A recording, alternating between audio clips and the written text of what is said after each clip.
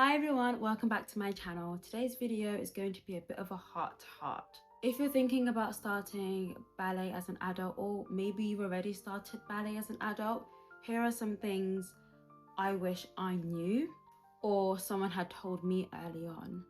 So let's talk about the harsh truths no one talks about. As a disclaimer, this isn't to scare you or to put you off if you are considering ballet, or to make you feel worse if you can relate to these things.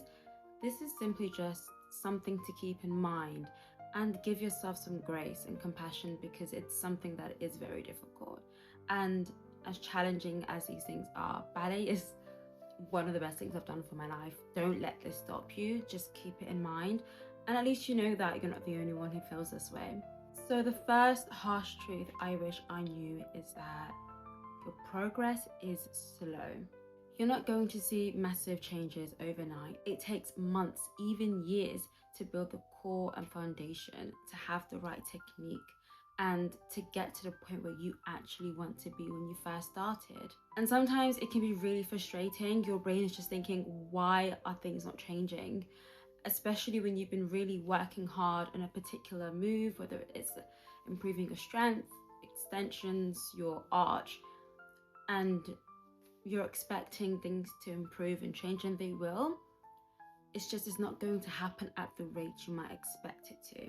Or sometimes your brain understands what you need to do and your body just isn't cooperating. It's one of the most frustrating things, and that can come with comparing yourself to other people who may have been doing ballet for the same amount of time that you have, or maybe they've been doing it even longer.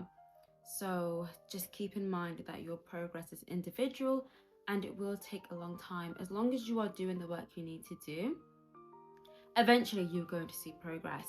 And that's why I love recording myself, because sometimes it's really hard to notice when I have actually improved, whether it's big or small.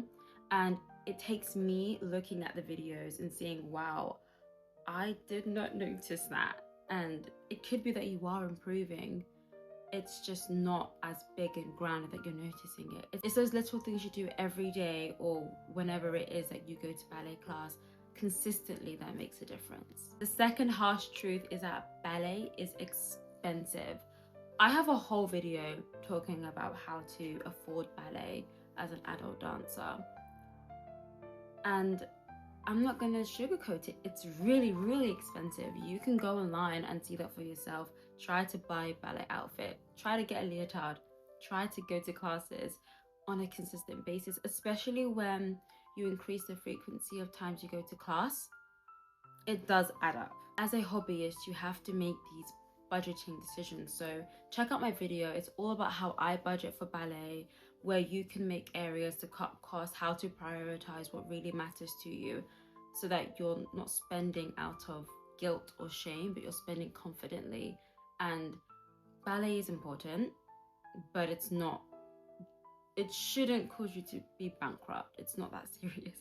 So I'll put the link in the description below for that video.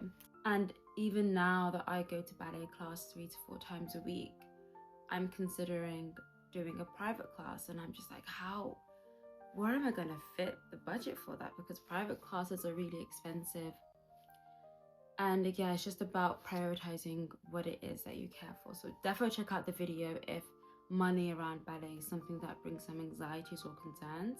This kind of leads into the financial aspect. The next harsh truth is that ballet is a time commitment.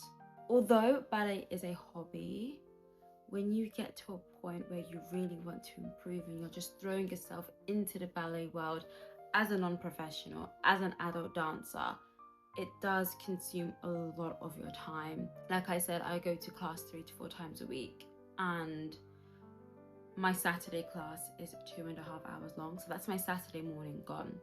After work, like today, I have 2 hours of ballet class. And when I'm having to meet up with friends, I have to cancel because I'm like, sorry, I've got class.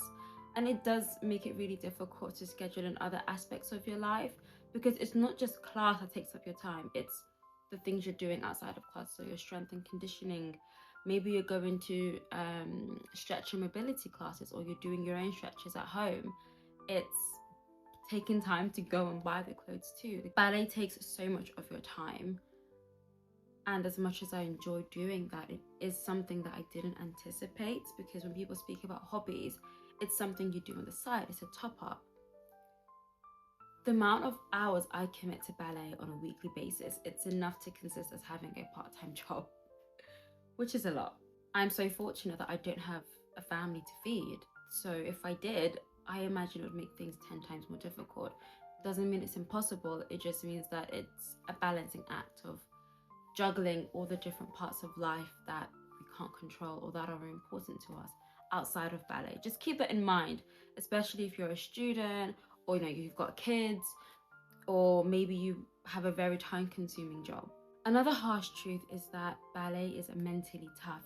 Yes, even if you are doing it as a non-professional adult dancer, you're going to forget combinations. Your brain is going to feel like mush. Your body is going to ache. You're going to get corrections about things you don't even fully understand. Like, what does it mean when teachers say pull up? What does that even mean? Like, realistically, or when they say engage your back. You're going to feel clumsy and lost, and that's completely okay. Adult brains aren't wired the same way as when we were children. And a lot of professional dancers have started ballet from when they were kids. And you'll find that there are even many adult dancers who had 10, 15 years of dancing as an adolescent, and they decided not to pursue ballet as a career. So even in a room full of ballet dancers, which kind of leads into my next point, which is comparison. Yes, everyone there is an adult dancer. Not everyone has the same ballet experience, which is the next harsh truth I didn't really anticipate, which is self-doubt and comparison. When I started ballet as an adult, I did have this, I don't want to say naive idea. It was just very idealized and romanticized, and I thought, it was during the era of when ballet core was really starting to kick off, and I was just so excited and these new happy emotions. I didn't anticipate the negative parts that could come with starting ballet as an adult.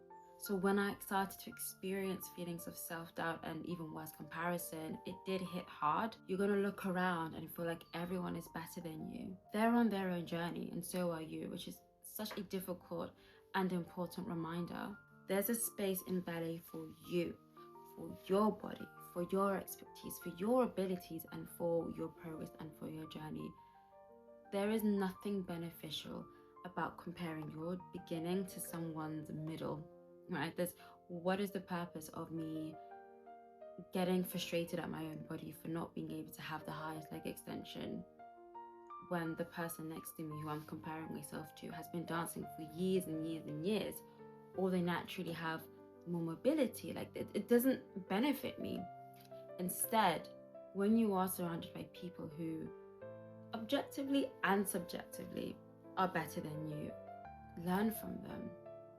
What is it that they're doing? What is their routine like outside of ballet class? How are they protecting their muscles? It's all these ways that we can find positives in these really difficult moments, because like I said, it's not helpful for me to compare myself and put myself down.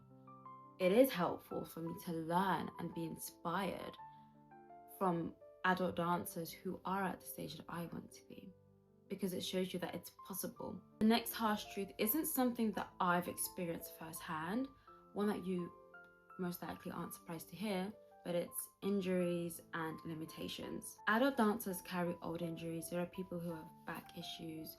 Maybe they've had multiple kids, and that is a huge toll on a physical body.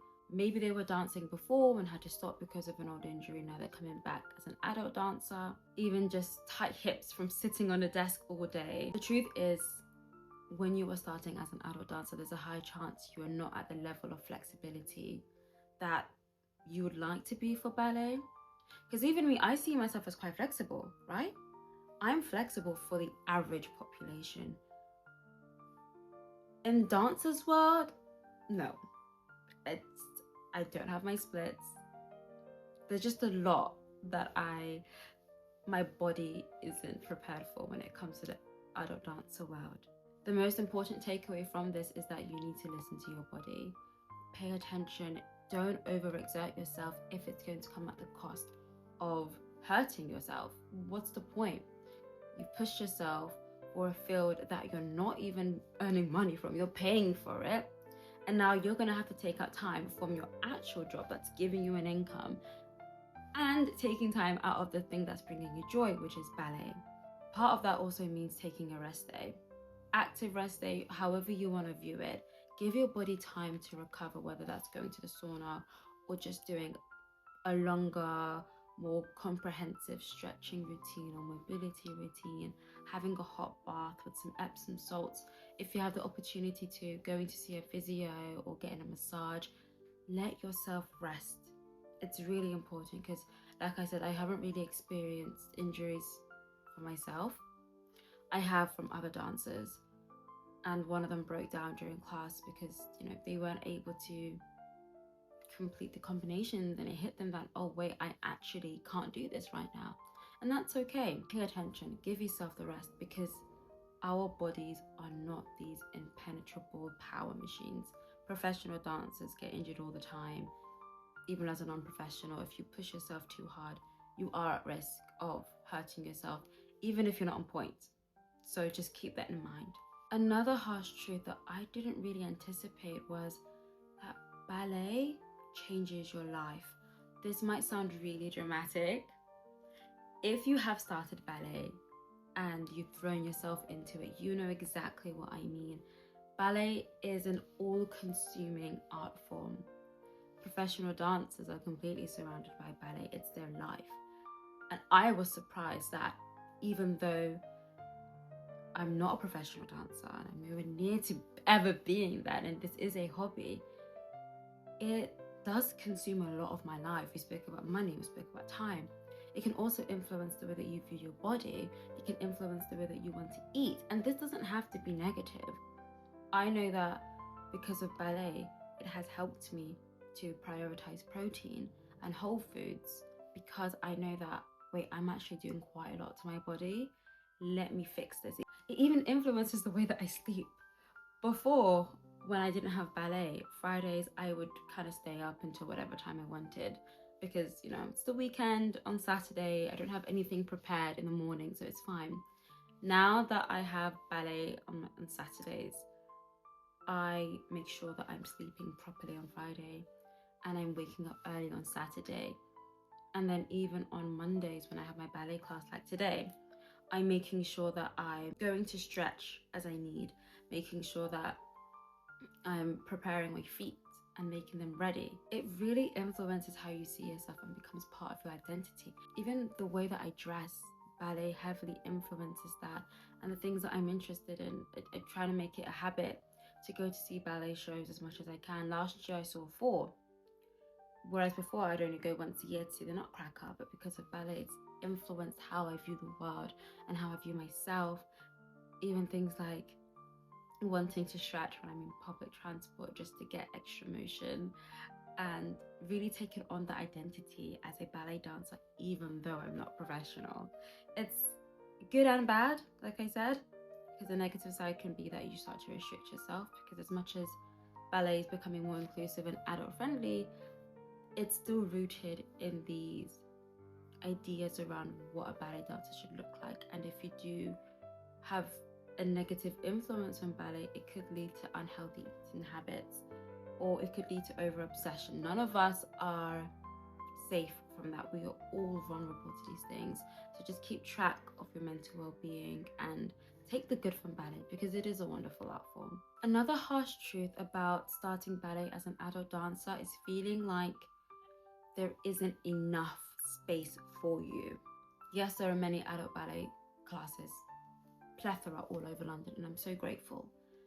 There are specific things that aren't available to adult dancers that are available to those who are pre-professional or professional, which is understandable, because it's one is a career field and the other one you're doing it out of love and enjoyment without your career and your livelihood being attached to it. What I mean by this is, I would love a ballet class that focuses on technique, as in it is just technique. We're not trying to do the fancy jumps and all of these grand, beautiful movements. We are breaking things down to exactly how we're positioning our arms. What is it that our feet need to do? And you don't really get that from adult classes. because maybe the demand isn't strong enough for those classes, or there aren't enough teachers who are able to do that. I don't know. I just know there's a lot more from adult ballet that I would love to get that isn't available. Something else is progressive ballet technique, PBT. I think I said that right. There are a lot of online classes for this, and what this is, it's similar to what I spoke about technique classes. So PBT, it's where dancers can focus on the more minute details of improving their ballet technique and their art form. So it's a mixture of yoga, Pilates, floor bar as well. I've not been to a PBT class, so I can't give the exact details, but you can get an idea of what I mean from the videos and pictures that I'm showing. One of the schools I go to used to do PBT, but the teacher for it got injured, so it's not an option anymore. And I've tried looking for adult face-to-face PBT classes near me, and they just don't exist. For adult dancers, they're all for those, again, who are pre-professional or professional dancers. And I don't really want to do the online classes. I want to be in the face-to-face physical room. That's just what I prefer. So there are opportunities for me. It's just not in the format that I prefer. And it's a harsh truth, because sometimes adult dancers aren't prioritized, and that's okay, because it's not our career. It is something, though, I wish would change. Yes, there are some harsh truths and difficult things to come to when it comes to ballet, especially as an adult dancer. But ballet is one of the most rewarding, soulful, expressive things I've ever done for myself. If you're ever thinking about starting it, just do it. And remember to be kind to your body, celebrate your wins, and remember it's never too late to dance. Let me know in the comments, I'm interested. What's been your biggest surprise or challenge if you started ballet as an adult dancer? And don't forget to subscribe for more real ballet talks and vlogs. Thank you for watching.